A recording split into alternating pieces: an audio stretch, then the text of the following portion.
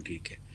तो यही बात बताने वाली है कि आपके पास जब सर्वर को हम यूज़ करते हैं तो हमने सर्वर में इस प्रोग्राम को जब लोड करवाना होता है मेमोरी में, तो समटाइम्स इसको जगह ज़्यादा चाहिए होती है। इसको जो ज़्यादा जगह चाहिए होती है वो मेमोरी में अवेलेबल हो जाए तो ठीक है।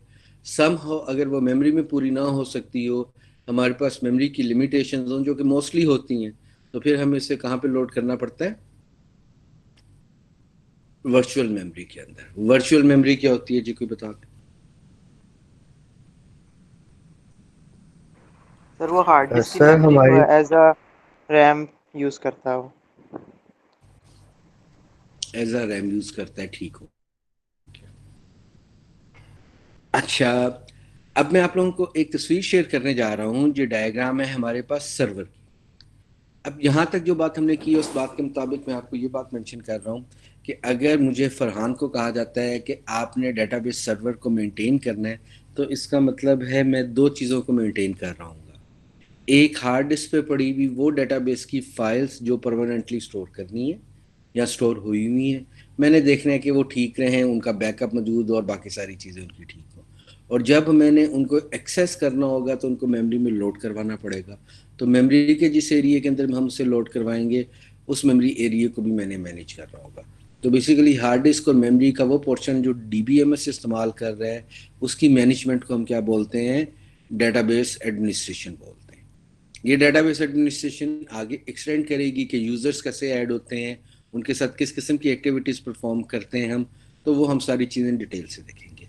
ये जो आज की डायग्राम है, हमने 16 लेक्चर इसी डायग्राम को पढ़ना है। मिड तक हमने इस डायग्राम के अलावा किसी और चीज़ को नहीं पढ़ना। आज हम इसका एक इंट्रोडक्शन लेंगे और फिर इसके एक एक पार्ट को लेके हम आगे डिटेल से चलना शुरू करेंगे। तो अभी मैं सबसे पहले आप डायग्राम शेयर करता हूँ। आप लोगों को मैंने मेल कर दी है, उसमें वो फर्स्ट लेक्चर है, तो आप उधर से भी खोल सकते हैं। और मैं कोशिश करता हूँ कि स्क्रीन शेयर हो जाए मेरे पास।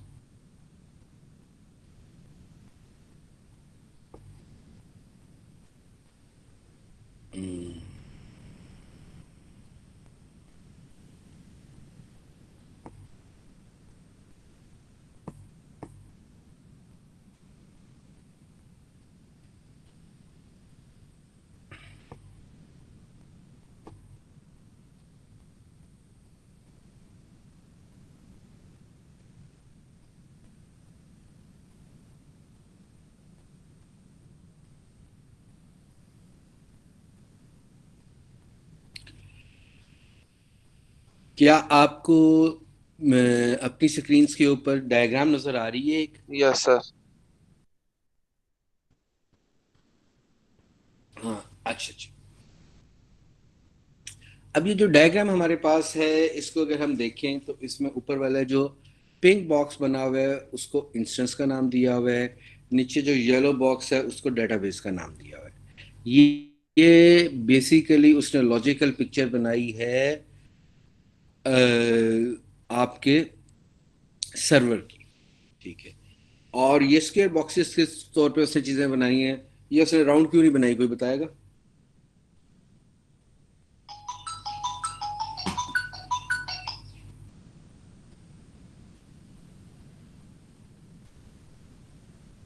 जी जी, कोई बताएगा मुझे?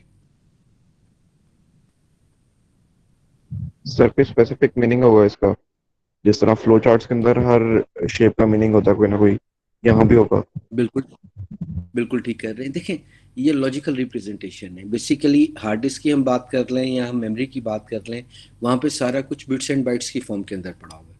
अगर बिट्स एंड बाइट्स की फॉर्म में पड़ा हुआ है तो बेसिकली रेंज एक है। मैं फॉर एग्जांपल कहता हूँ कि यहाँ पे ऊपर लिखा हुआ है लाइब्रेरी कैशे। तो लाइब्रेरी कैशे होगी 1010 MB से लेके 50,050 MB तक। तो ये जो रेंज है, ये रेंज क्या है? ये लाइब्रेरी कैशे है। अब वहाँ पे जो भी हार्ड डिस्क और मेमोरी के अंदर चीज़ें पड़ी होती हैं वो रेंज की बेस के ऊपर पड़ी होती हैं।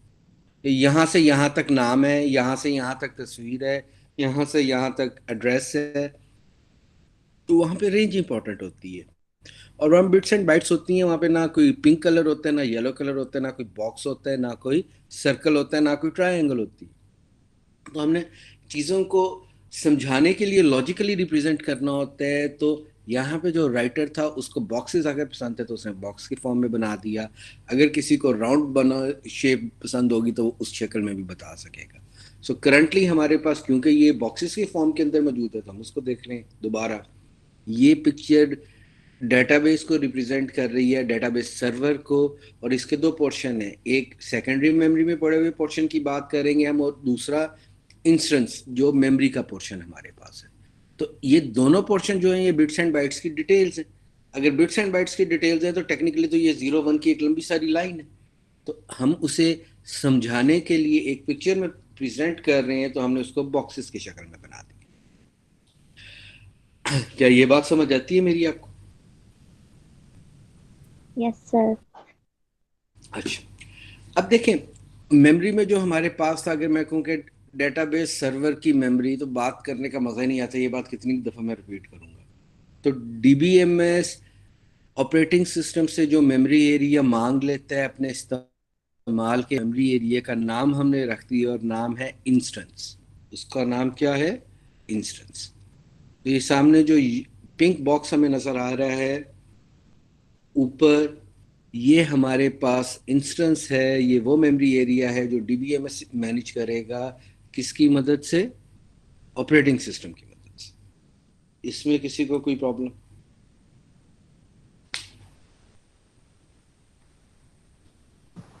सर ये आप स्पेसिफिक एरिया मार्क कर सकते हैं कर्सर से, यानी कि पिंक तो इसमें काफी सारा है। हाँ, ये जो पिंक है, पिंक के अंदर आगे उसके सब पार्ट्स बहुत सारे हैं, हम उन पर डिस्कस करने जा रहे हैं कि वो क्या है। दोबारा बोल रहे हैं, अगर मैं आपके क्वेश्चन को नहीं समझ पाया तो आप दोबारा भी पूछ सकते हैं। सर मैं कह रहा हूँ कि आप कह रहे हैं कि इंस्टेंस या फिर बॉक्सेस, तो मैं कह रहा हूँ कि आप कर्सर से यानी कि ऊपर मार्क करते जाएं कि आप क्या चीज को यानी कि हाईलाइट करके पढ़ा। चलें, अभी ये बात आपकी थोड़ी सी और क्लियर हो जाती है। अभी आप थोड़ा सा सुने मुझे, फिर मैं आपको बताता हूँ। अच्छा जी, ये जो इंस्टेंस हमारे पास आ गया है, जो मैं कह रहा हूँ मेमोरी एरिया है, डीबीएमएस डीबीएमएस जिसको इस्तेमाल कर रहे हैं, इस इंस्टेंस के अंदर आगे एक फर्दर बॉक्स अंदर बना हुआ है, उसको एसजीए लिखा हुआ है। इसको सिस्टम ग्लोबल एरिया भी बोलते हैं। SGA stands for system global area. System global area shareable area होता है।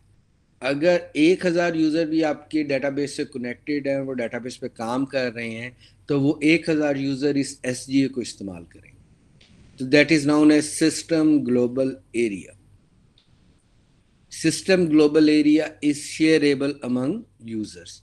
एक यूजर हो या 1000 यूजर हो, वो सब एसजीए को इस्तेमाल कर सकते हैं। सिस्टम ग्लोबल एरिया के अंदर मुख्तलिफ मेमोरी एरियाज हैं जो मुख्तलिफ काम करते हैं। इसमें शेयर्ड पूल है जिसके दो सब पार्ट हैं, library cache, data dictionary cache. Database buffer cache आ गया, इसके बाद रीडू लॉग बफर कैशे आ गया, जावा पूल आ गया, लार्ज पूल आ गया। अब यहाँ पे अगर हम इन सब मेमोरी स्ट्रक्चर्स को देखें तो database buffer cache, redo log buffer cache, library cache, तो पहले तो आप मुझे ये बताएं ये कैशे क्या होती है? Do you have any idea cache क्या होती है? सर मेमोरी होती है। ठीक हो गया। ओके, चलें, मुझे एक और बात बताएं, कैशेस फिजिकल होती हैं कि लॉजिकल होती हैं? Sir logical. Are you sure? Yes sir, ये क्योंकि एक्चुअली फाइल नहीं होती, ये उस फाइल का हमने कोई लॉजिकल पार्ट रखा होता है जो कि स्पेसिफिक उसको करने के लिए यूज होती है। और अगर मैं कहूं कि नहीं सर कैशेस फिजिकल होती हैं तो सर कोई फिर मेरे आप से एग्री बोलोगे। करेगा? कोई मेरे से एग्री करेगा अगर मैं कहूँ कैशे फिजिकल होती है? सर मेरे ख्याल से फिजिकल है। यस सर, फिजिकल ही होती है। चलें, सर ये लॉजिकल होती है, फिजिकल नहीं होती है, और ये ऑन रन टाइम पे ही क्रिएट हो रही होती है on the basis of usage. ठीक हो गया। चलें, तो टेक्निकली हम में से कोई भी गलत नहीं है। कैशेस जो होती हैं ये लॉजिकल भी होती हैं और फिजिकल भी होती हैं। फिजिकल कैशेस हमारे पास वो होती हैं जो आपकी प्रोसेसर के साथ आती हैं। लाइक जो हमारे पास सर्वर के प्रोसेसर्स होते हैं उनके साथ कैशेस ज़्यादा लगी होती हैं। जो हमारे अपने घर की मशीन्स होती हैं या डेस्कटॉप मशीन्स रूटीन में हम ऑफिस में यूज़ करते हैं, उनकी प्रोसेसर के साथ जो कैशे लगी होती है वो कम होती है। वो फिजिकल कैशे, वो क्या है? Physical cache. Physical cache processor के साथ जितनी ज़्यादा लगी होती है वो प्रोसेसर उतना ही क्या हो जाता है? महंगा हो जाता है। यहाँ पे जब हम बात कर रहे हैं तो ये सॉफ्टवेयर कैशेस या लॉजिकल कैशेस की बात कर रहे हैं, ठीक। ये जो library cache, data dictionary cache और बाकी कैशेस हैं, ये क्या है? ये लॉजिकल कैशे। अब ये लॉजिकल कैशेस क्या होते हैं? बेसिकली हार्ड डिस्क के एक पोर्शन को, जो कि वर्चुअल मेमोरी हम बोल रहे थे, उसको हम कैशे के तौर पर इस्तेमाल कर लेते हैं, ठीक है। अब ये बात थोड़ी सी आप तवज्जो से सुने कि अगर मैं ये कहता हूँ कि चलें फॉर एग्जांपल मैं अपनी गाड़ी के पीछे जहाज लिखवा लेता हूँ, तो उसके जहाज लिखवाने से जहाज बन तो नहीं जाएगी, ठीक है। या मैं उसे कहता हूँ ये जेट है, तो वो जेट तो नहीं बन जाएगा, वो रहेगी तो गाड़ी ही। तो सेम इसी तरह है कि हार्ड डिस्क के एक पोर्शन को अगर मैं कैशे कहना भी शुरू कर दूँ तो उससे वो कैशे जैसी एफिशिएंट या फास्ट नहीं हो सकती, लेकिन स्टिल कैशेस की वर्किंग की वजह से हम बहुत सारी एफिशिएंसी अचीव कर लेते हैं, ठीक हो गया जी। वो कैसे अचीव कर लेते हैं? उसके लिए कैशेस के काम करने का एक तरीक़ेकार है जिसको हम लीस्ट रिसेंटली यूज्ड एल्गोरिदम बोलते हैं। क्या बोलते हैं? Least recently used algorithm.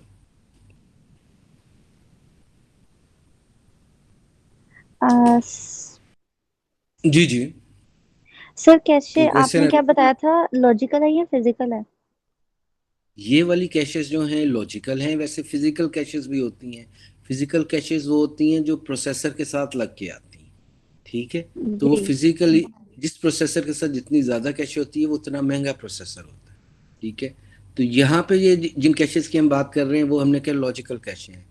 हमने कह रहा है कि लॉजिकल कैशे हैं तो हार्ड डिस्क के एक पोर्शन को अगर मैं कैशे कहना शुरू कर दूंगा तो कैशे जितनी फास्ट तो नहीं हो सकती। हमने कहा ये बात बिल्कुल ठीक है, लेकिन हमने कहा स्टिल हम उससे बहुत सारी एफिशिएंसी अचीव कर लेते हैं। हमने कहा वो एफिशिएंसी कैसे अचीव होती है? तो उसका जवाब ये है कि वो caches least recently used algorithm के तहत काम करती हैं। अब ये लीस्ट रिसेंटली यूज्ड एल्गोरिदम क्या होता है, इस पे हम बात करने लगे। क्या यहाँ तक बात समझ आती है? तो हम आगे चलें। Yes sir. चलें। अच्छा जी बच्चे, मुझे एक और बात आप लोग बताएं कि आप लोगों को स्क्रीन नजर आ रही है इस टाइम कि मैं नजर आ रहा हूँ? सर स्क्रीन भी आ रही है और आप भी आ रहे हैं। यानी मैं नाश्ता करता आप लोगों को नजर आ रहा हूँ? जी सर चाय पीते नजर आ रहे हैं। वो भी ठीक है। चलें अच्छा जी, अगली बात सुनिए। अच्छा थोड़ा सा ना, अब क्योंकि मैं आप लोगों को बोर्ड यहाँ पे इस्तेमाल नहीं कर सकता, नेक्स्ट क्लास में कोशिश करेंगे कि बोर्ड अरेंज हो जाए हमारे पास। अरे का तो सबको आइडिया है, अरे को सोचना तो ऐसी मुश्किल बात नहीं ना हम लोगों के लिए। जी नो सर, सर मुश्किल सर नहीं एक है। क्वेश्चन था सर, वो कौन सा एल्गोरिथम था जिसके ऊपर डेटाबेस कैशे वर्क करती है? Least recently used algorithm, LRU उसको बोलते हैं, उसी को हम डिस्कस करने लगे हैं। अच्छा जी ये देखें, ये जो कैश हमारे पास वो बन जाएगी, अरे बन जाएगी। अरे में एक साइड से एंट्री हो रही होगी, एक साइड से एग्जिट हो रही होगी। सिंपल सी एक मैं ट्यूब बना लेता हूँ। मैं कहता हूँ यार ये चैनल है, ये ट्यूब है, ये एक पुल है, क्या नाम है, गार है, जिसके अंदर से एक तरफ से लोगों ने एंटर होना है, दूसरी तरफ से निकल जाना है। तो जो एंट्रेंस वाली साइड है उसको मैं बोलूंगा मोस्ट रिसेंटली यूज्ड एंड। एक एंट्रेंस पॉइंट है, एक एग्जिट पॉइंट है। एंट्रेंस पॉइंट का नाम क्या रख दिया? MRU। एग्जिट पॉइंट का नाम क्या रख दिया? LRU। अब मुझे बताएं, पहले ये वाली बात समझ आई? सर सॉरी, आपकी बातें तो समझ आ रही हैं लेकिन याद नहीं हो रही, भूल जाती हैं थोड़े टाइम के बाद, नहीं नहीं, क्योंकि सामने ये अब ये कौन सी, मैंने 3 साल पहले का कोर्स पढ़ाया है, अभी तो 1.25 मिनट नहीं हुआ मुझे ये बात बताए हुए। इतनी जल्दी नहीं भूलना चाहिए आपको। नहीं नहीं नहीं, मैं कह रही हूँ कि सर अगर तो सामने आपने क्या स्क्रीन कल यूज करेंगे बोर्ड, तो शायद उससे ज्यादा क्लियर हो जाए। अभी इस तरह से चीजें थोड़ी सी मुश्किल हो रही हैं, या तो शायद मुझे नहीं हो नहीं, कोई रही मसला चले चले हम इसको दोबारा, मैं इस बात को मेंशन करता हूँ, कोशिश करेंगे थोड़ा सा कंसंट्रेट करें, एक कॉपी पेंसिल पकड़ें, बना लें, ये कौन सी मुश्किल वाली बात है। ठीक है, मैं कहता हूँ कि मैंने एक ट्यूब है जिसकी एक साइड से एंट्रेंस है और एक साइड से एग्जिट है। एंट्रेंस वाली साइड का नाम मैंने रखना था, कोई एंट्रेंस रखने के बजाय मैंने उसका एक नाम रख दिया। नाम मैंने रखा MRU, मोस्ट रिसेंटली यूज्ड, तो ये आप लिख लें। एग्जिट पॉइंट का भी मैंने कोई नाम रखना था, मैंने उसका नाम रख दिया LRU, लीस्ट रिसेंटली यूज्ड। क्या मेरी ये बात समझ आती है आपको? Yes sir. अच्छा चलो, मैं कहता हूँ ये जो ट्यूब है जिसके मैंने एक एंट्रेंस पॉइंट है और एक एग्जिट पॉइंट है, मैं कहता हूँ इसका टोटल साइज है 10 MB। इसका साइज कितना हो गया? 10 MB। और हमारे पास एवरेज क्यूरी का साइज आ गया 2 MB। इसका वक्त मतलब है इस ट्यूब में या इस अरे में एक वक्त के अंदर 5 क्यूरीज आ सकती हैं, 5 से ज्यादा क्यूरीज का आना मुमकिन नहीं है। क्या इस बात में किसी को कोई प्रॉब्लम, यहां तक बात समझ आती है? नो सर, मसला मसला है? नो सर, आ गई समझ। ठीक हो गया। अच्छा, अब देखो मैं कहता हूं कि पहली क्यूरी 10 बजे एग्जीक्यूट हुई, दूसरी 10:05 पे एग्जीक्यूट हुई, तीसरी 10:10 पे एग्जीक्यूट हुई, चौथी 10:15 पे हुई, पांचवी 10:20 पे हुई और आखिरी क्यूरी 10:25 पे एग्जीक्यूट हुई। तो मोस्ट रिसेंटली यूज्ड एंड के ऊपर कौन सी क्यूरी पड़ी होगी? सर 5 10:25 में। जी जी बिल्कुल। और LRU पे कौन सी पड़ी होगी एग्जिट पॉइंट के ऊपर? सर उधर भी 5 ही होगी। उधर पहली क्यूरी पड़ी होगी 10 बजे वाली, जो सबसे पहले एग्जीक्यूट हुई थी वो एग्जिट पॉइंट पे पहुंच चुकी होगी। जो सबसे आखिर में इस्तेमाल हुई है वो कहां पे होगी? वो एंट्रेंस पॉइंट पे पड़ी होगी। एंट्रेंस पॉइंट का नाम क्या था? Entrance point sir most recently use. और एग्जिट पॉइंट का नाम क्या है? Least significant. LRU। Exit point का नाम क्या है? Least recently used. अच्छा जी, अब मुझे आप लोग बता दें कि छठी क्यूरी आ जाती है एग्जीक्यूट होने के लिए, तो होगा क्या? वो लास्ट वाली जो पड़ी होगी वो आउट हो जाएगी और उसकी जगह लीस्ट एंट्रेंस पे एक नई क्यूरी आ जाएगी। ठीक हो गया। इसका मतलब है कि पांचवी, चौथी, तीसरी, दूसरी क्यूरी जो है वो एक एक स्टेप आगे शिफ्ट हो जाएंगी और पहली क्यूरी जो एंड पे पड़ी थी वो इस अरे से या ट्यूब से निकल जाएगी। ये जो क्यूरी 1 ट्यूब से बाहर निकल गई, हम कहेंगे ये एज आउट होगी। एज आउट, ये क्या हो गई? एज आउट हो गई। अच्छा जी, अब 10:35 पे 7वीं क्यूरी एग्जीक्यूट होने के लिए आनी थी, लेकिन वो क्यूरी नंबर 3 ही दोबारा एग्जीक्यूट होगी, क्यूरी नंबर 2 ही दोबारा एग्जीक्यूट होगी। यानी अब हमारे पास कैशे में क्यूरीज कौन सी पड़ी हुई थी लाइन में? 6, 5, 4, 3, 2। एग्जिट किसने होना था? क्यूरी नंबर 2 ने। अब लेकिन क्यूरी नंबर 10:35 पे जो नई क्यूरी एग्जीक्यूट हुई वो बेसिकली कौन सी हो गई? क्यूरी नंबर 2 ही दोबारा एग्जीक्यूट होगी, जो 5वें नंबर पे पड़ी हुई थी, एग्जिट होने वाली थी। जैसे ही ये क्यूरी दोबारा एग्जीक्यूट होगी, हम इसको उठा के दोबारा कहां पे प्लेस करवा देंगे? MRU एंड के ऊपर। अब हमारे पास तरतीब क्या हो गई? सबसे पहले अब है क्यूरी नंबर 2, फिर है हमारे पास 6, 4, 3। इसका मतलब है हमारे पास क्यूरी नंबर 2 जो एग्जिट होने जा रही थी वो क्योंकि दोबारा इस्तेमाल हो गई, तो हमने उठा के उसे फिर कहां पे रख दिया? मोस्ट रिसेंटली यूज्ड एंड के ऊपर। इसका एडवांटेज क्या होगा कि क्यूरी जो बिल्कुल एग्जिट होने वाली थी, सेकंड क्यूरी, वो अब 5 क्यूरीज के बाद एग्जिट होगी। इसका मतलब है उसका कैशे स्टे करने का टाइम इंक्रीज कर गया। अब अगले 5 मिनट तक अगर कोई और क्यूरी एग्जीक्यूट होने के लिए नहीं आती तो वो वहीं पड़ी रहेगी। और इन 5 एग्जीक्यूशन के दौरान, यानी 1 2 3 4 5 क्यूरीज के एग्जीक्यूट होने के दरमियान अगर क्यूरी नंबर 2 दोबारा इस्तेमाल हो जाती है तो वो दोबारा घूम के कहाँ पे आ जाएगी, मोस्ट रिसेंटली यूज्ड एंड पे। तो इसका एडवांटेज क्या होगा? इसका एडवांटेज ये होगा कि जोन सी क्यूरी जितनी ज्यादा एग्जीक्यूट होती है वो उतनी ज्यादा देर कहाँ पे अवेलेबल रहेगी, कैशे में। और क्यूरी नंबर 2 को जब भी मैंने कैशे में से जाके उठाना होगा तो मुझे डेटाबेस की तमाम फाइल्स में जाके सर्च करने की जरूरत नहीं पड़ेगी। मुझे वो वाला डाटा हमेशा कैशे के memory area, for example hard disk पे मैंने 2 GB की कैशे बनाई हुई है, तो हमेशा मुझे डाटा उस 2 GB में से मिल जाएगा, मुझे 200 GB की हार्ड डिस्क को सर्च करने की जरूरत नहीं पड़ेगी। तो जोन सी क्यूरी जितनी ज्यादा इस्तेमाल हो रही होगी वो उतनी ज्यादा देर कहाँ पे पड़ी रहेगी, इस लॉजिकल कैशे के अंदर। ऐसा क्यों मुमकिन हुआ? ऐसा सिर्फ इस वजह से मुमकिन हुआ क्योंकि हम इसको एक एल्गोरिदम के तहत मैनेज कर रहे हैं, और एल्गोरिदम था लीस्ट रिसेंटली यूज्ड एल्गोरिदम, कि जोन सी क्यूरी जितनी कम इस्तेमाल होगी वो उतनी थोड़ी देर के लिए कैशे में रहेगी, उसके बाद एज आउट हो जाएगी। और जोन सी क्यूरी जितनी ज्यादा इस्तेमाल होगी वो उतनी देर तक कैशे में पड़ी रहेगी, और वो बार बार LRU की तरफ जाते जाते जब इस्तेमाल होगी दोबारा किस एंड पे कॉपी कर दी जाएगी, MRU वाले एंड पे, और वो इस तरह मैक्सिमम टाइम कैशे में ही पड़ी रहेगी, और हम उसे जब भी एक्सेस करेंगे वो हमें कैशे में से मिल जाएगी, हमें कभी भी इसमें कोई इशू नहीं होगा। चलें जी, अब पहले 1 मिनट सोच लें इस पे कि बात समझ आई है, उसके बाद क्वेश्चन करेंगे।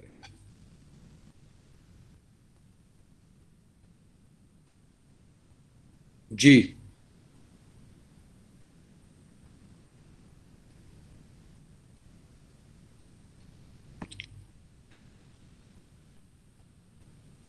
क्या मेरी बात समझ आई है आप लोगों को?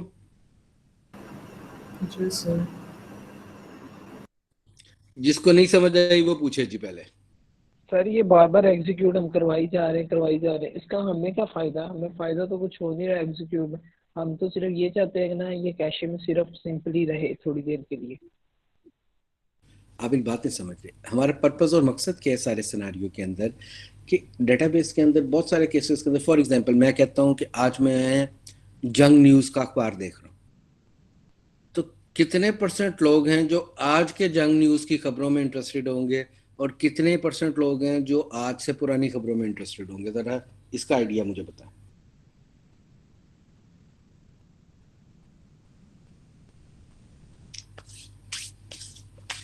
जी जी प्लीज स्पीक अप, कोई बताए मुझे। सर ये तो खबर पे डिपेंड करता है, आज खबर कैसी आ रही है। अगर खबर कोई अच्छी खासी मैं होगी तो फिर मैं रूटीन की बात कर रहा हूँ कि डेली 1000 लोग जंग की साइट को एक्सेस करते हैं और रोज खबरें पढ़ते हैं, तो कितने % लोग अखबार और यानी आज करंट आज खबर पढ़ते होंगे और कितने आज पुराने पढ़ते होंगे? आज की न्यूज में मैक्सिमम इंटरेस्टेड होंगे कल वाली कितने से। कितने % बताएं, तकरीबन गेस 1000 करें, है, हम तो परसेंटेज बताएं। तकरीबन 70%। 90% लगा। मोर देन 90% लोग किसमें इंटरेस्टेड होंगे? आज की खबर में। तो इसका मतलब है अगर मैंने पिछले 5 साल का डाटा वहां पे रखा हुआ है तो मेरे पास 80 to 90% यूजर सिर्फ आज के दिन की खबर में इंटरेस्टेड है। 365 into 5 को कर लें तो उस डाटे में सिर्फ 1%, 2% या 5% लोग इंटरेस्टेड। तो मेरी कोशिश क्या होगी, ये 80% इस्तेमाल होने वाला डाटा हमेशा कहाँ पड़ा रहे, कैशे में, और जोन सा डाटा कभी कभार इस्तेमाल होना ठीक है वो हार्ड डिस्क से उठा लेंगे। You got my point. Zone सा डाटा जितना ज्यादा इस्तेमाल होता है उसको उतना ज्यादा हम कहाँ पे रखने में इंटरेस्टेड होते हैं, कैशे के अंदर। उसको हम कहाँ रखने में इंटरेस्टेड होते हैं, कैशे के अंदर। क्या ये बात मेरी समझ आई है आप लोगों को? So sir least recently used algorithm ये मेक श्योर करता है कि वो डाटा जो बार बार इस्तेमाल हो रहा है कैशेस की मदद से वो एक स्पेसिफिक एरिया में पड़ा रहा है जहाँ से इसको ढूंढना, एक्सेस करना एफिशिएंट हो, और वो हमेशा अगर हमें वहां से मिलता रहेगा तो हमारी क्यूरी की एफिशिएंसी बहुत ज्यादा इंक्रीज कर जाएगी। जी अब आप बात करें। सर ये कैशे में डाटा चेंज नहीं हो सकता? तो हो सकता है, सर फिर वो हम आगे जाके देखेंगे कि देखो, अभी आप बात को सिंपल करने के लिए समझ लो कि ये मैं रीड ओनली डाटा की बात कर रहा हूँ। जब हम राइट क्यूरीज की बात करेंगे तो हम देखेंगे उसके ऊपर किस तरह एग्जीक्यूशन होती है। अभी पर्पस क्या है, मैंने आप लोगों को कहा यार हम डेटाबेस सर्वर पढ़ने लगे हैं, इसमें जो मेमोरी एरिया में मेमोरी में डीबीएमएस के पास जगह उसका नाम है इंस्टेंस, उसके अंदर एक सब पार्ट है सिस्टम ग्लोबल एरिया, उसमें मेमोरी एरियाज पड़े हुए हैं। मैंने कहा हर मेमोरी एरिया के आगे कैशे लगी हुई है, तो कैशे क्या है आपने, हमने कहा लॉजिकल है या फिजिकल है, हमने कहा दोनों होती हैं लेकिन हम लॉजिकल वाली की बात कर रहे हैं। हमने कहा ये जो लॉजिकल है ये कहाँ बनती है, हमने कहा जी हार्ड डिस्क के पोर्शन को हम कैशे कह देते हैं। हमने कहा जी हार्ड डिस्क के पोर्शन को अगर हम कैशे कह देंगे तो यार वो फास्ट तो नहीं हो जाएगा। हमने कहा यार नहीं, वो कैशे जितना फास्ट नहीं होगा लेकिन वो एफिशिएंसी प्रोवाइड करेगा। कैसे एफिशिएंसी प्रोवाइड करेगा, हमने कहा यार वो लीस्ट रिसेंटली यूज्ड एल्गोरिदम को यूज करेगा। उसका एडवांटेज क्या होगा कि ज्यादा इस्तेमाल होने वाली क्यूरीज रेडिली हमें कहाँ से अवेलेबल हो जाएंगी, कैशेस में। उसके लिए पूरी हार्ड डिस्क को सर्च करने की जरूरत नहीं रहेगी। हमने कहा ठीक है, ये बात हमें समझ आती है, यहां तक हम लोगों ने बात की है। मुझे बताएं इसमें किसी को कोई प्रॉब्लम है तो पहले हम उसको एड्रेस करें फिर आगे चलते हैं। आप लोग क्वेश्चंस कर सकते हैं, एक ही क्वेश्चन 10 दफा भी कर सकते हैं। Yes sir. नो सर एक सर। क्वेश्चन है जी जी। कैशे के वाले से, ये जो इंस्टेंस एसजीए है इसमें यहाँ पे कैशे शेयर्ड पूल जो है वो कैशे एरिया होगा? ये सारी कैशेज हैं जो पिंक कलर में बनी हुई है ना, library cache, data dictionary cache, यार उनके आगे कैशे लिखा हुआ है यार, तो ये सारे सर कैशेज हैं। हम डाटा कहाँ स्टोर होगा? अभी ये अब मैं आपको बताने जा रहा हूँ ना, अभी तो मैंने सिर्फ ये बताया कि कैशे क्या होती है। अब लाइब्रेरी कैशे क्या होती है ये मैं आपको बताऊंगा। यहाँ तक ठीक है बात समझ सर। आ गई आप? Yes sir. सर ये जो जो कॉन्सेप्ट है एलआरयू का ये क्लियर हो गया, लेकिन ये जो आपने ऑर्डर बताया था कि कैसे वो ऑर्डर चेंज हो रहा है उसमें थोड़ी सी कंफ्यूजन हो रही है। तो यार एक कॉपी पेंसिल अगर तुम पकड़ के पास बैठो तो फिर तो ये कंफ्यूजन ना हो, ठीक है। कंफ्यूजन तुम्हें इसलिए हो रही है कि तुम उसको लिख नहीं। अगर मैं इसको इस तरह करता हूं कि आप मेरी बात सुनो कि मैंने ये क्या है कि क्यूरीज की तरतीब वहां पे पड़ी हुई है 5 4 3 2 1। छठी क्यूरी आई तो कौन सी निकल गई, 1 निकल गई। अब तरतीब क्या होगी? जी जी। वो जो 2 वाली थी वो आगे चली गई और 6 वाली जो है वो ऑर्डर में इन क्यू हो गई है। बोलें तरतीब, बोलें तरतीब, बोलें 2 3 4 5 6। 2 3 4 5 6। अगर MRU से बोलें तो ये 6 5 4 3 2 हो जाएगी, ठीक। जी। मैंने कहा अगली क्यूरी नंबर 2 ही एग्जीक्यूट होगी, तो 2 कहाँ से कॉपी होके कहाँ चली जाएगी? 2 जो है वो कॉपी होकर 6 के पीछे आ जाएगी। ठीक है, अब तरतीब क्या होगी? अब 2 जो है वो अपनी जगह पर ही रहेगी, उसने दोबारा एग्जीक्यूट होना है। वो तो एग्जीक्यूट हो गई ना, नई जगह पे आ गई। अब नई जगह पे आने के बाद तरतीब क्या होगी? हमारी तरतीब हो जाएगी 3 4 5 6 2। ठीक हो गया। तो इसमें अब समझने वाली बात क्या है, यही तो बात है हमने की, यही तो तरतीब है। अच्छा ठीक है, मुझे लगा था कि ऑर्डर कोई आगे पीछे हो रहा है तो मुझे हो सकता है सुनने में कोई हुआ था। ठीक है आगे पीछे। अच्छा चले। अच्छा मुझे तो पहले तो एक बात ये बताओ कि लॉजिकल ज्यादा स्ट्रांग होता है कि फिजिकल ज्यादा स्ट्रांग होता है?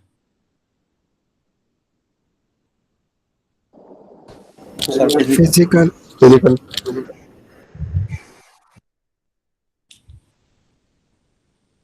तुम्हें किस तरह लगता है कि फिजिकल ज्यादा ताकतवर होता है? अच्छा चलें इस बात को हम इस तरह देखते हैं। चलो इसके लिए हम पहली बात ये करते हैं। अच्छा चलो सबसे पहले तो मुझे ये बताओ, लॉजिक, चलें मुझे ये बताओ कि जितना मैं या कोई भी शख्स अपने आप को खूबसूरत समझता है, क्या वो उतना खूबसूरत होता है कि हकीकत में उससे कम होता है? कम ऑब्वियसली 99% केसेस के अंदर वो कम शायद उतना अच्छा या खूबसूरत नहीं होता जितना वो अपने आप को समझ रहा होता है। इसका मतलब है लॉजिकली ख्वाबों ख्यालों में सोचना तो जो मर्जी सोचा जा सकता है, उसमें कोई लिमिट नहीं है। फिजिकल की जब मैं बात करता हूँ तो फिजिकल की पहली प्रॉपर्टी ये है कि इट शुड हैव लिमिट्स। कोई फिजिकल चीज़ भी लिमिटलेस नहीं हो सकती, और लॉजिकल चीज़ कुछ और हो ना हो लिमिटलेस ज़रूर हो सकती। तो जो हमारे पास डेटाबेस है, ये भी फिजिकल कंसेप्ट नहीं है, ये भी लॉजिकल कंसेप्ट है। दिस कंसेप्ट में contains million of physical components, लेकिन ये खुद एक logical database is a logical concept. ये एक मैं कहता हूँ PUCIT, या मैं कहता हूँ फेसबुक, तो फेसबुक क्या एक हार्ड डिस्क के ऊपर बनी हुई। अगर डेटाबेस फिजिकल कंपोनेंट होता या डेटाबेस फिजिकल कंसेप्ट होता तो सबसे बड़ी डेटाबेस होती उस साइज की जितनी सबसे बड़ी हार्ड डिस्क है। अगर 10,000 GB की हार्ड डिस्क है तो कोई भी डेटाबेस 10,000 GB से बड़ी ना बन सकती। डेटाबेस एक लॉजिकल कंसेप्ट है। इस एक लॉजिकल कंसेप्ट के अंदर जितने मर्जी फिजिकल कंपोनेंट्स क्या हम कर सकते हैं, ऐड कर सकते हैं। आगे जाके हम उसको देखेंगे भी। ठीक है। सो अगर एक डेटाबेस है जैसे फेसबुक है, इट्स अ सिंगल डेटाबेस, एक सिंगल एप्लीकेशन है, लॉजिकल कंसेप्ट है। इसके अंदर मिलियन और मिलियंस ऑफ हार्ड डिस्क लगी हुई। अब वो फिजिकल कंपोनेंट्स हैं जो इस लॉजिकल कंसेप्ट का पार्ट है। ठीक है। तो लॉजिकल इज मोर स्ट्रॉन्ग। क्यों? कि लॉजिकल की कोई लिमिट नहीं होती, फिजिकल की क्या होती है, लिमिट होती है। तो डेटाबेस में जब हम बात करते हैं तो logical is very important. Without logical our database are constrained. हमारे पास 500 GB, 1000 GB, 10,000 GB, 15,000 GB से ज्यादा डाटा मैनेज करना मुमकिन ही ना होता। It is only due to the logical concept जिसकी वजह से हमारे पास लिमिट्स खत्म हुई हैं और बहुत सारी चीजों को हम इकट्ठा क्या कर सकते हैं, मैनेज कर सकते हैं।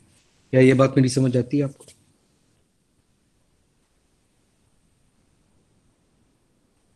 ये बात समझ आती है जी मेरी? Yes sir. इसी बात को एलोबरेट करने के लिए मैं एक और बात करता हूँ। अगर आपने सऊदी होना है तो आपको सऊदी अरब में पैदा होना चाहिए। आपने ईरानी होना है तो आपको ईरान में पैदा होना चाहिए। आपने जर्मन होना है तो आपको जर्मनी में पैदा होना चाहिए। लेकिन अगर आपको मुसलमान होना है तो आपको कहाँ पैदा होना चाहिए? मुस्लिम घर में। मुसलमान के घर। आप गैर मुस्लिम के घर पैदा आप गैर मुस्लिम के घर में पैदा होकर मुसलमान हो सकते हैं। तो मुसलमान होने के लिए कहाँ पैदा होने की रिस्ट्रिक्शन है? कहीं पे भी नहीं, कहीं भी नहीं, लिमिटलेस है। कोई रिस्ट्रिक्शन नहीं है। इसका मतलब है सऊदी अरब, जर्मन या किसी भी मुल्क के नेशनैलिटी या बशिंदा होने के लिए या शहरी होने के लिए आपको क्या रिक्वायर्ड है, वहाँ पे पैदा होना। तो इसका मतलब है वहाँ पे एक फिजिकल कंस्ट्रेंट मौजूद है। लेकिन मुसलमान होने के लिए आपको किसी भी मुल्क या जगह पे पैदा होना ज़रूरी नहीं। आपने कलमा पढ़ने और आपके हो जाएंगे मुसलमान। So being Muslim is a logical concept. और किसी मुल्क का शहरी होना ये एक फिजिकल बाउंड्री के अंडर आ जाता है। तो इससे हमें ताकत का पता लगता है कि जर्मन्स कितने हो सकते हैं दुनिया में, सऊदीज कितने हो सकते हैं, ईरानीज कितने हो सकते हैं। उनके लिए एक सर्टेन लिमिट है। लेकिन अगर मुसलमानों की बात करें तो सब लोग क्या हो सकते हैं, मुसलमान हो सकते हैं। क्रिश्चियंस की अगर हम बात करें तो क्रिश्चियनिटी जो है वो लॉजिकल है कि फिजिकल है?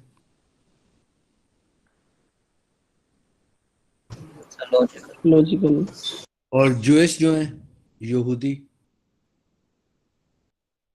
सर वो लॉजिकल नहीं है। हाँ ये इंपॉर्टेंट बात है कि वो लॉजिकल नहीं है। वो नस्ल की बेस के ऊपर है। अगर आपकी यस माँ सर। यहूदी है तो आप यहूदी कंसिडर होंगे, वरना आप यहूदी कंसिडर नहीं होंगे। तो वो यहूदी की जब हम बात करते हैं तो वो मजहब तो है ही, वो बेसिकली एक नस्ल है। ठीक है। ये बात हम में से 90% लोगों को नहीं पता होती।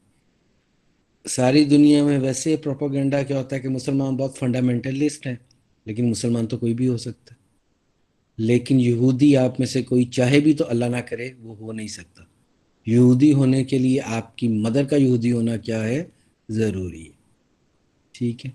So that is the one thing जो हमें समटाइम्स आइडिया नहीं होता, लेकिन हमें पता होना चाहिए। ये भी इंफॉर्मेशन का पार्ट हमारे पास मौजूद होना चाहिए। सर यहूदी मुसलमान हो सकता है?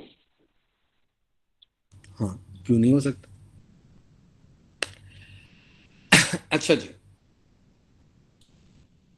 अब हम बात कर रहे हैं इंस्टेंस के अंदर आ गया system global area, system global area के अंदर आ गई कैशेस। पहली बात मैं ये कर रहा हूँ, मैं कहता हूँ मैं क्यूरी एग्जीक्यूट करता हूँ, क्यूरी सुन लो। मैं कहता हूँ select static from select static from employees where name is equal to Farhan. अब जो अगर मैं ये क्यूरी एग्जीक्यूट करूंगा तो क्या होगा, क्या बैकएंड के ऊपर डेटा फाइल्स में से डेटा उठाया जाएगा। और अच्छा जी, सबसे पहले मैं कहता हूं select static from employees where name is equal to Farhan. सबसे पहले वो ये चेक करेगा फरहान जो क्यूरी कर रहा है, क्या फरहान एक वैलिड यूजर है डेटाबेस का। अगर फरहान वैलिड डेटाबेस का यूजर है तो क्या एम्प्लॉय नाम का कोई टेबल एग्जिस्ट करता है डेटाबेस में। अगर एम्प्लॉय नाम का कोई टेबल एग्जिस्ट करता है तो क्या वहाँ पे नेम नाम का कोई कॉलम है। अगर नेम नाम का कोई कॉलम है तो फिर वो ये क्यूरी एग्जीक्यूट करेगा और इसके अगेंस्ट जितना भी रिजल्ट आएगा वो हमारे सामने आएगा। ये सारी चीज़ें डेटाबेस मैनेजमेंट सिस्टम कहाँ से वेरीफाई करेगा, पहले तो ये बताएं। सर डेटाबेस में। डेटाबेस फाइल में से डेटाबेस के किस पार्ट से जनाब, बड़ा फेमस सर पार्ट है वो। Meta data. Sir Meta data से।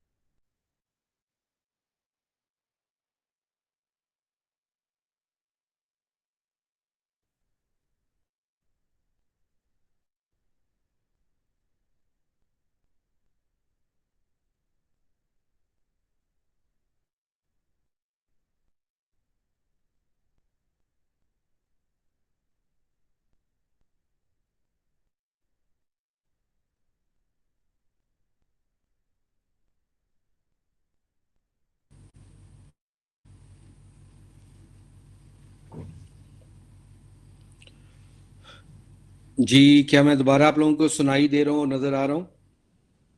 Yes yes sir. सर। अच्छा जी, कहाँ पे राब्ता टूटा था जरा बता दें, याद करवा दें मुझे।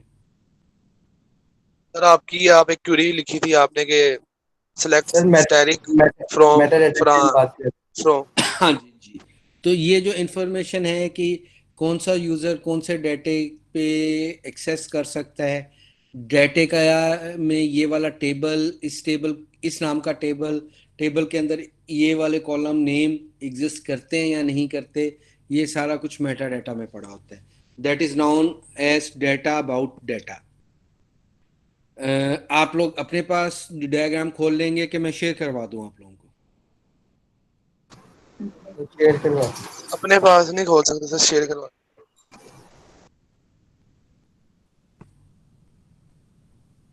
जी, नजर आ रही है डायग्राम?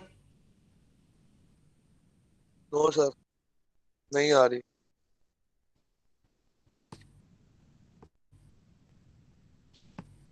अब आ रही है? आ रही है सर अब। अच्छा, तो अब ये जो मेटा डाटा है ये भी नीचे हार्ड डिस्क के ऊपर पड़ा हुआ है, लेकिन जोन से भी क्यूरी एग्जीक्यूट कर रहूँगा उससे रिलेटेड जो मेटा डाटा की इंफॉर्मेशन है वो मुझे मेमोरी एरिया में लोड करवानी है। तो शेयर्ड पूल के अंदर जो डाटा डिक्शनरी कैशे है, यहाँ पे मेटा डाटा लोड होगा। जोन सी भी क्यूरी हम एग्जीक्यूट करेंगे उस क्यूरी से रिलेटेड जो मेटा डाटा होगा वो डाटा डिक्शनरी कैशे में लोड किया जाएगा। फिर सिलेक्ट की स्टेटमेंट का क्या मतलब है, सम का फंक्शन क्या करता है, एवरेज का फंक्शन क्या करता है, ये सारी इंफॉर्मेशन लाइब्रेरी कैशे में पड़ी होती है। जो कीवर्ड्स हैं और जो फंक्शंस हैं उनका क्या काम है, वो किस तरह चलते हैं, वो क्या काम करते हैं, ये इंफॉर्मेशन लाइब्रेरी कैशे में होती है। Select asterisk from employees where name is equal to Farhan के अगेंस्ट मैं कहता हूँ 5 रिकॉर्ड्स फिल्टर हुए थे, 5 लोग ऐसे थे जिनका नाम फरहान था, तो वो 5 रिकॉर्ड्स डेटाबेस बफर कैशे में लोड करवाए जाए। तो 3 कैशेस की बात हमने कर ली, library cache, data dictionary cache और डेटाबेस बफर कैशे। अब अगर मैं अपडेट क्यूरी की बात सर ये डाटा डिक्शनरी कैसे रिपीट कर दें? सर ये तीनों रिपीट कर देंगे, कैशे, लाइब्रेरी कैशे, ये तीनों एक दफा बता दें। जी दोबारा मैं कर लेता हूँ। मैंने कहा कि किसी भी क्यूरी से रिलेटेड जो मेटा डाटा होता है कि कौन सा यूज़र कौन से डाटे को एक्सेस कर सकता है, नहीं कर सकता, उस नाम का टेबल मौजूद है या नहीं मौजूद, ये सब कुछ मेटा डाटा से देखना है। तो उस क्यूरी से रिलेटेड जो मेटा डाटा होता है उसे मेमोरी में लोड करवाना पड़ता है। मेमोरी में वो किस जगह पे लोड होता है, डाटा डिक्शनरी कैशे के अंदर। फिर जो आपके पास ग्रुप फंक्शंस होते हैं, सम के फंक्शंस होते हैं, या एसक्यूएल के जो भी फंक्शंस हैं, वो फंक्शंस क्या परफॉर्म करेंगे, क्या परफॉर्म नहीं करेंगे, वो लाइब्रेरी कैशे में उनकी डेफिनेशंस पड़ी होती। क्यूरी का जो रिजल्टेंट आता है वो डेटाबेस बफर कैशे में जाता है। यानी इस क्यूरी के अगेंस्ट अगर 5 रिकॉर्ड फिल्टर होके आते हैं तो वो 5 रिकॉर्ड कहाँ लोड करवाए जाएंगे, डेटाबेस बफर कैशे के अंदर। यहां तक बात समझ आती है हम?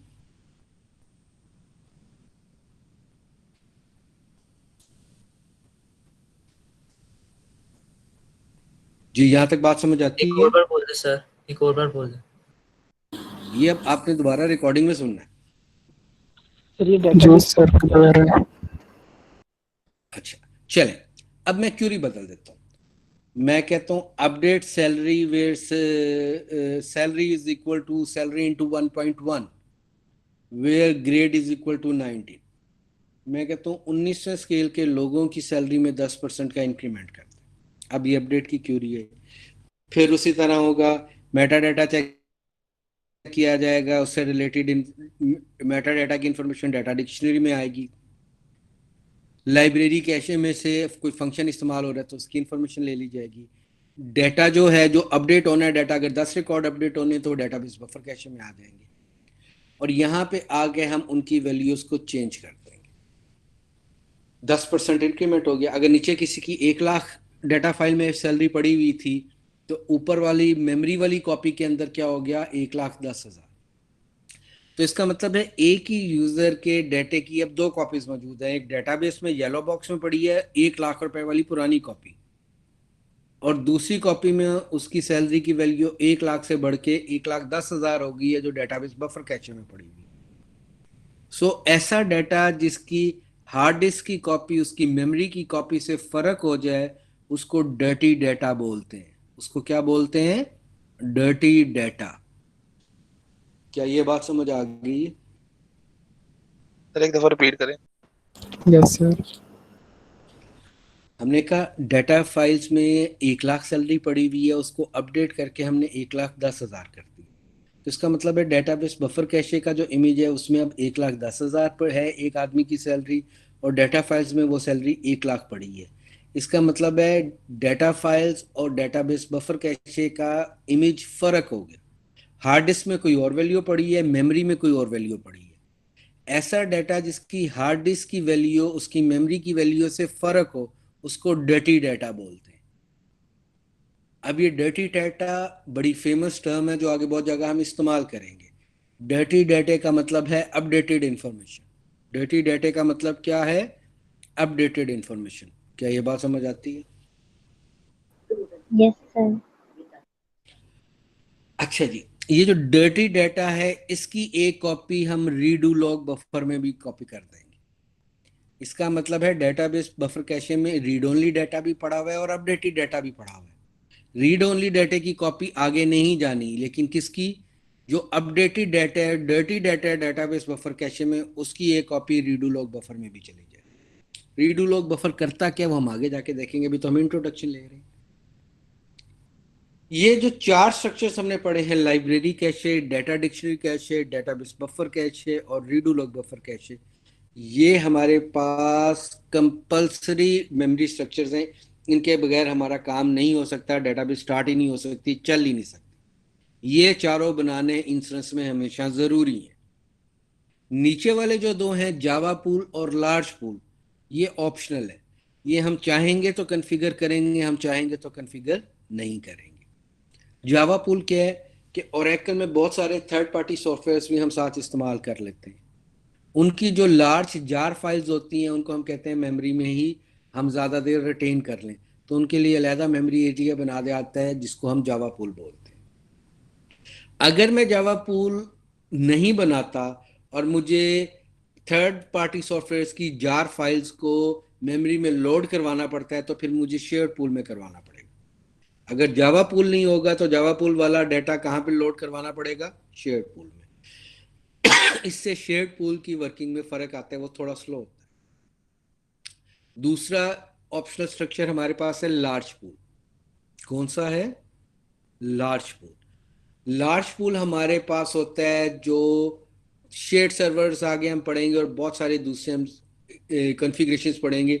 उनमें अगर लार्ज पूल कॉन्फ़िगर नहीं करेंगे तो बहुत सारे नए स्ट्रक्चर्स बनने होते हैं, वो फिर दोबारा वंस अगेन शेयर्ड पूल में बनेंगे।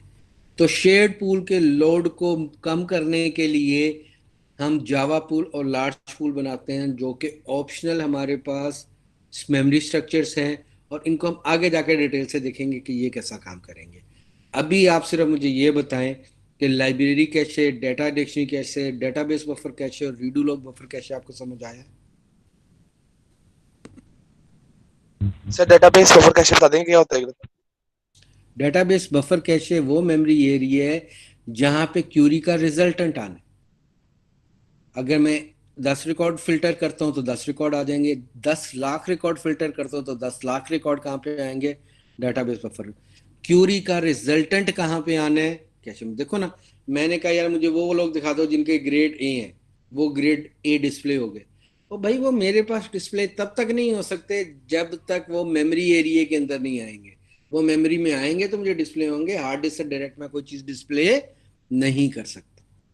ठीक हो गया जी।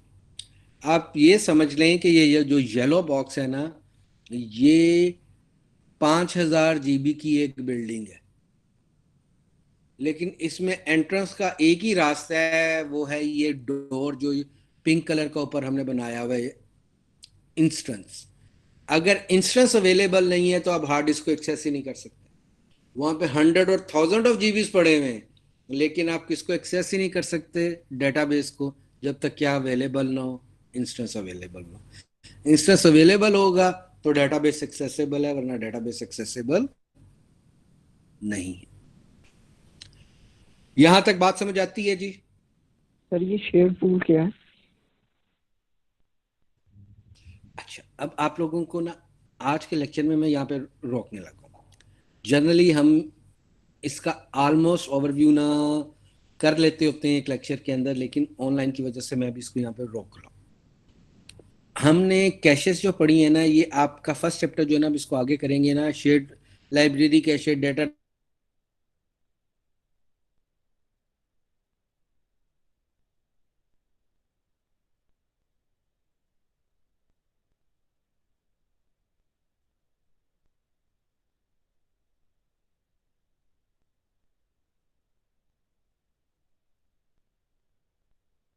डिक्शनरी, बफर कैशे, हर एक की डेफिनेशन आप अवेलेबल पढ़ के आना। नेक्स्ट क्लास में अगर आप ये वाला चैप्टर पढ़ के आएंगे तो हम बहुत आसानी से चीजों को समझ लेंगे। ये बात समझ आ गई है जी मेरी? Yes sir. चलें, ये लेक्चर एक दफा आप लोगों ने सुन लेना है। नेक्स्ट लेक्चर के अंदर हम इसको डिटेल से देखेंगे और हमें बातें ज़्यादा बेहतर समझ आ जाएंगी। लेकिन आपके पास अब 3 दिन है, हमारे मंडे को हमारी क्लास होनी है, तो आपने इन 3 दिनों के अंदर इसको पढ़ लेना है। इसको अब आपने छोड़ नहीं देना, इस चैप्टर को पढ़ लेना है। It will take not more than 30 minutes. 30 minute में आप इसको पढ़ लेंगे और आपको 50% समझ नहीं आएगा, डजेंट मैटर, पढ़ लेना एक दफा, ठीक है जी। और मिड तक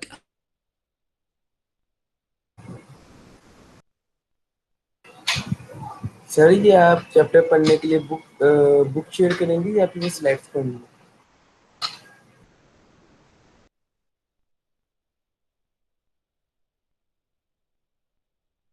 का कोर्स हमारी ये वाली बुक है जो मैंने आपको फॉरवर्ड कर सर का